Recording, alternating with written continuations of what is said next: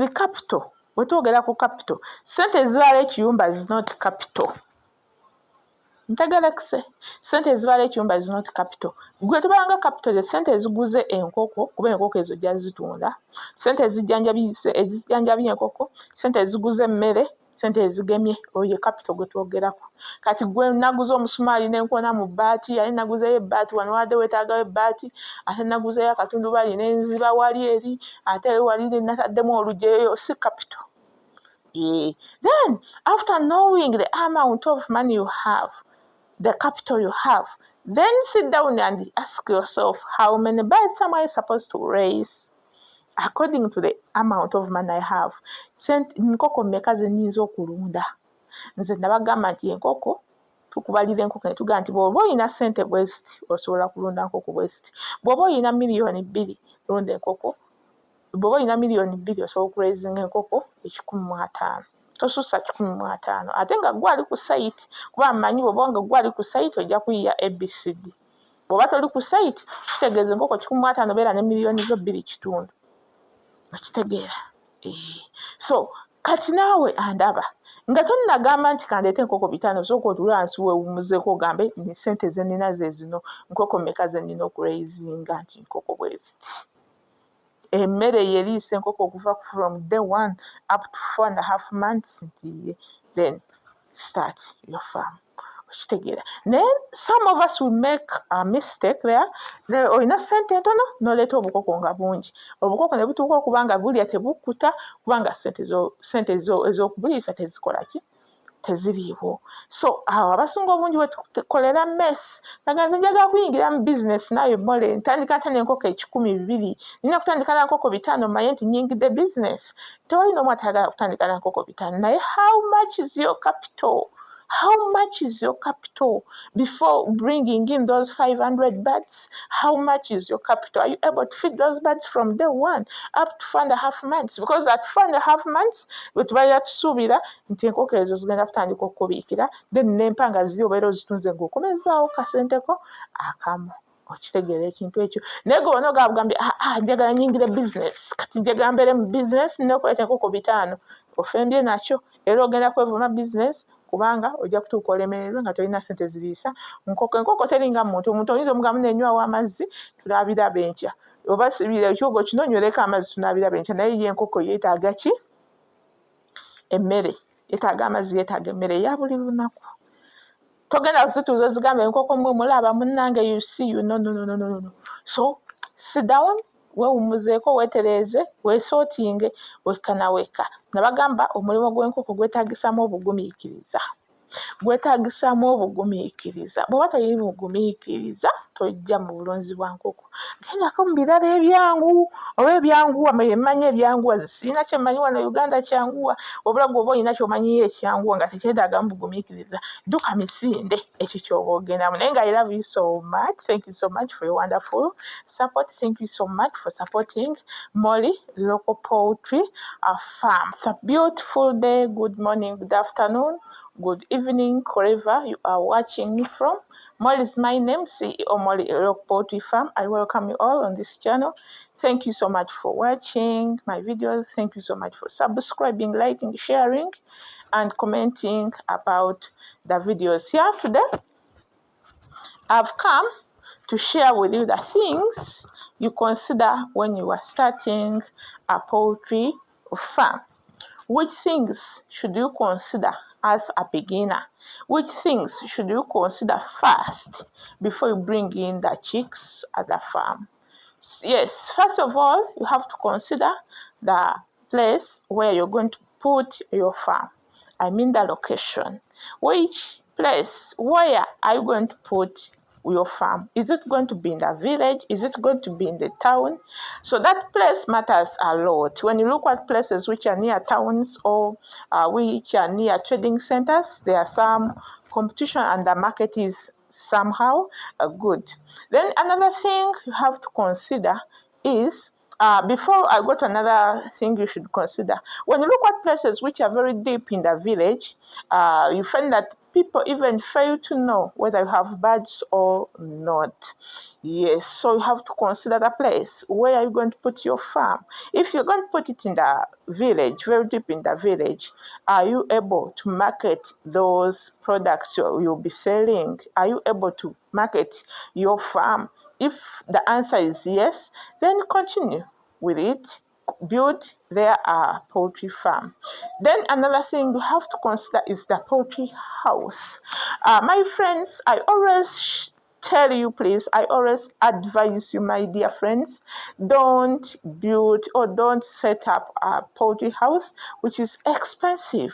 You can build up or you can set up a temporary poultry house which is a bit cheap, such that you at least you save some money for feeding the birds, because the most important thing is to feed the birds, and feeds are the one of the things we need at the farm, and they are very expensive. So if you spend a lot of money on a building or on a poultry structure, that means you end up not having what to feed your birds. So, my dears, construct a poultry house which is a bit cheap, such that you save some money for feeding birds.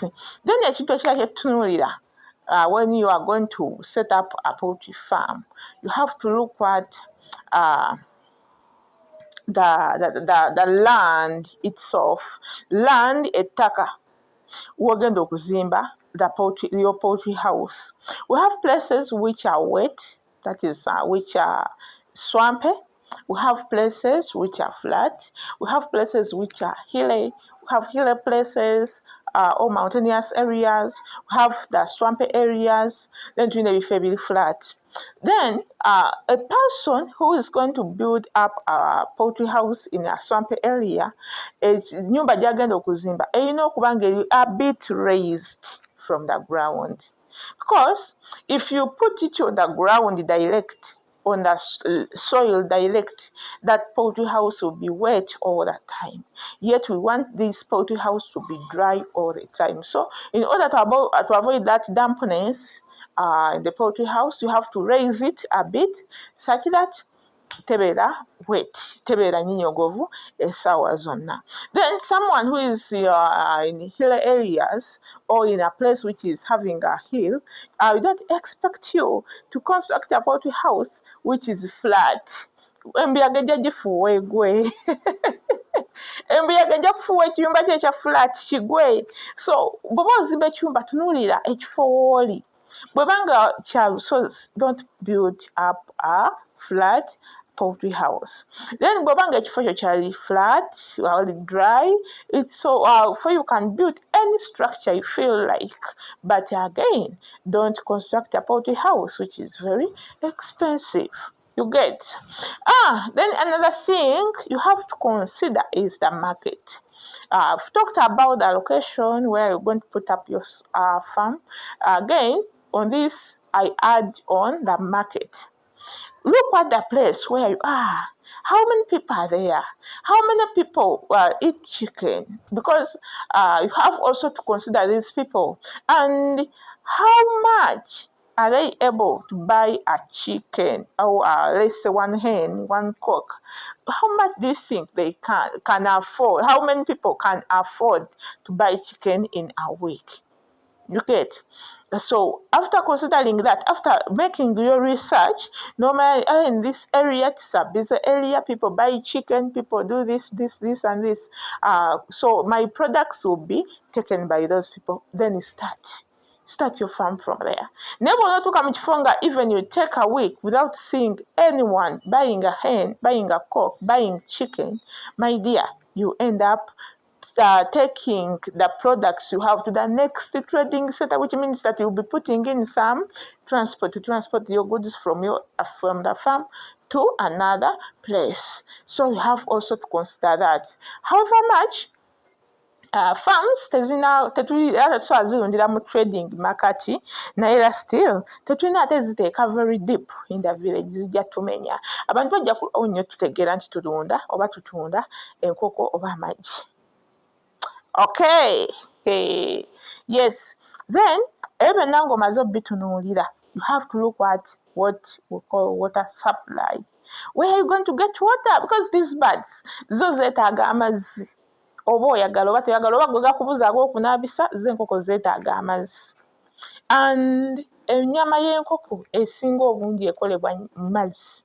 Kati enkoko zo olina okumakinga sure either you build up how do you call it, a well, or you put a tank, oba obeere ne gano aga national water, gonna amazzi, but aga national water tutera obutagakubiriza nnyo gawa nkoko zaffe olw'ensonga mubeeramu those chemicals. Naye osobola okusima oluzzi, osobola okugula tanka, osobola okukola kyonna so nga it's a source of water, n'oba ng'ofunawo amazzi. Ng'enkoko zo tezibulwa mazzi, kuba zo tezirina kubulwa mazzi. Ate si mwegawabula naye ng'enkoko zikola ki? Zina. So water supply is also very, very, very crucial in this business of poultry farming. You get. Then another thing we have to consider is capital. How much capital do you have? Not capital. Ntagala kuse sente ezibala ekiyumba is not capital. Gwe tubalanga capital ze sente eziguze enkoko, kuba enkoko ezo jja zitunda, sente ezijjanjabya enkoko, sente eziguze emmere, sente ezigemye, oyo ye capital gwe twogerako. Kati gwe naguze omusumaali n'enkona mu bbaati, ate naguzeyo ebbaati wano wadde weetaagayo ebbaati, ate naguzeyo akatundubaali n'enziba wali eri, ate wali nataddemu olujeyo, si capital. Yeah. Then after knowing the amount of money you have, the capital you have, then sit down and ask yourself, how many birds am I supposed to raise according to the amount of money I have? Nkoko mmeka ze nnyinza okulunda? Nze nabagamba nti enkoko tukubalira enkoko ne tugamba nti bw'oba olina ssente bweziti osobola kulunda nkoko bweziti. Bw'oba olina miliyoni 2 lunda enkoko, bw'oba olina miliyoni 2 osobola okuraisinga enkoko 150. Tosussa 150 ate nga gwe ali ku site. Much I love you so much. Naye nga bw'oba oyagala kujja kusoma musomo jangu tukubireko ku namba z'essimu eziyitako ku screen, ojje tukusomese. Oyagala kuyiga ebagema, oyagala kuyiga buli kimu ekikwatagana n'enkoko, bwe bajjanjaba, bwe baliisa, bwe batabula emmere, jangu tukusomese omusoma emitwalo gyokka. Yes. Then enamba z'essimu eziri ku screen koba otukubira eya MTN eri ku WhatsApp, osobola otunoonyezaawo ku WhatsApp 0787 96 20 70. That is my WhatsApp number. Then 0759 49 8204. That is my Airtel number. 0759 49 8204. That is my Airtel number, but it's not on WhatsApp. I love you so much. Let's meet in the next video.